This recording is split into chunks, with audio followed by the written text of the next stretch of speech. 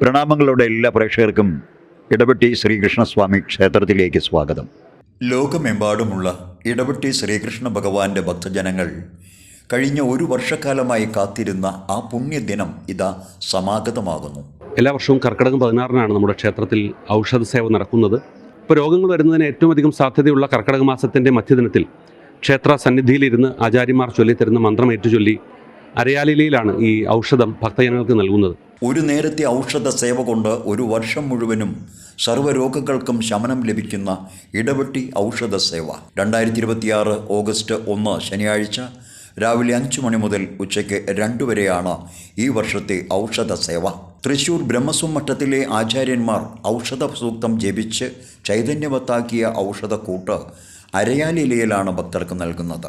ആചാര്യന്മാർ ചൊല്ലിത്തരുന്ന മന്ത്രം ഏറ്റുചൊല്ലി രോഗങ്ങൾ വരാതെ കാത്തു രക്ഷിക്കണേ എന്ന പ്രാർത്ഥനയോടുകൂടി ക്ഷേത്ര സവിധത്തിലിരുന്ന് ഔഷധം സേവിച്ച് ഭഗവാനെ ദർശിച്ച് കർക്കിടക കഞ്ഞുകൂടി കഴിച്ചാണ് ഔഷധ സേവയുടെ ചടങ്ങ് പൂർണ്ണമാകുന്നത്.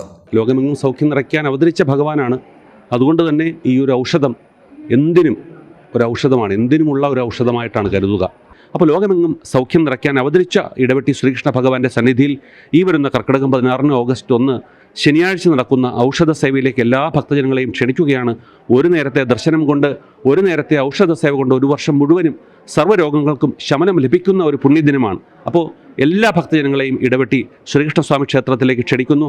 എല്ലാവരെയും ഇടവെട്ടി ശ്രീകൃഷ്ണ ഭഗവാൻ അനുഗ്രഹിക്കട്ടെ. ഒരു നേരം ഔഷധം, ഒരാണ്ട് രോഗശാന്തി.